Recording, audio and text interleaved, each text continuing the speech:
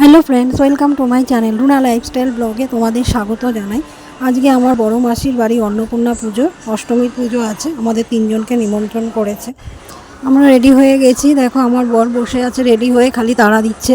আর আমার মেয়ে আয়নার সামনে এখনও দাঁড়িয়ে আছে, রেডি হচ্ছে। ওর শেষ হচ্ছে না সাজগোজ। এই দেখো শখের বাজারে আমরা পৌঁছে গেছি। আমার বড় মাসির বাড়ি শখের বাজার। আমাদের দাদা গাড়ি পার্কিং করছে। ঠাকুরটা দেখো কত সুন্দর হয়েছে। আর তোমাদের কাছ থেকে দেখিয়ে নিই একটু। খুব সুন্দর হয়েছে ঠাকুরটা। বিশাল লোকজন বলেনি, পাড়ার কজন আর আমাদের আত্মীয় স্বজনদের মধ্যে কয়েকজন ঘনিষ্ঠ যারা। আমার বাপের বাড়ি থেকেও এসছে, কাকিমাদের সাথে দেখা হবে।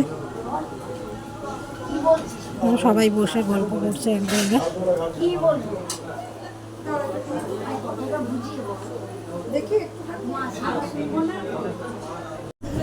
আমার বড় বৌদির ঘরে এসে বসে আছে। দেখো আমার মা, মেয়ে, ছোট কাকিমার মেয়ে, মাম, সব একসাথে গল্প করছে। এক জায়গায় থাকলে যা হয়, কোনো অনুষ্ঠান বাড়ি পেলে এক জায়গাতে এইগুলোই হয়। সবার সাথে দেখা হয়, গল্প হয়, আনন্দ হয়। বাড়ি যাওয়ার টাইমও হয়ে যাচ্ছে, 9:30 বাজে। এটা আমার বড় বৌদির এটা আমার বড় বৌদি। আর যার সাথে কথা বলছে সেটা হচ্ছে বড় বৌদির ছেলের বৌমা, মানে রিসেন্ট যার বিয়ে হলো। খাবারের প্যাকেট দিয়ে দিয়েছে আমাদের। ভেবেছিলাম বসে খাওয়া হবে, কিন্তু না, খাবারের প্যাকেট দিয়ে দিয়েছে। ওতে রয়েছে খিচুড়ি, আলুর দম আর পায়েস, এই করেছিল।